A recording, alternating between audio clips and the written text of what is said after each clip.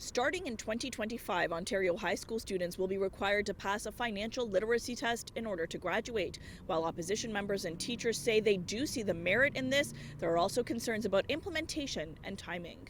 Honestly, for all the things we could teach our kids, it is that type of knowledge that parents are demanding from the education system, practical learning that will help a young person pursue a life of productivity. The education minister says too many students are graduating high school without fundamental financial skills, and the new graduation requirement will ensure they can create and manage household budgets, make good investments, learn the impacts of taxation and mortgage rates, and how to protect themselves from financial fraud. They're able to teach them those money skills that they could save, and they could one day own an asset, be it a home or a car. We still want to give young people that fire in their belly to pursue their dreams. Starting next year, students will have to score 70% or higher in their grade 10 math course to meet the requirement.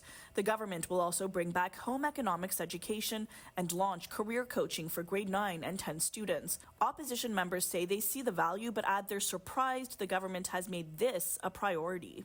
Absolutely, it's important for students to have this knowledge, but also students can't learn when they're in large classes, when they don't have teachers, and when they're not getting the supports they need.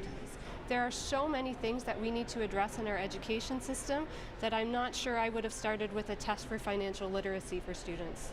Another major change, new teachers will be forced to pass a math proficiency test beginning in February. Great if somebody's teaching math.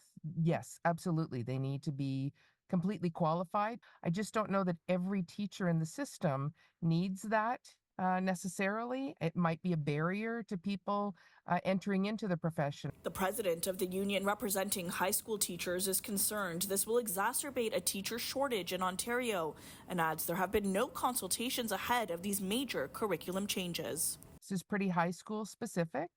I would have appreciated talking about it. We need to be consulting with educators, and we need to make sure we give educators the time to properly implement it seamlessly into our curriculum.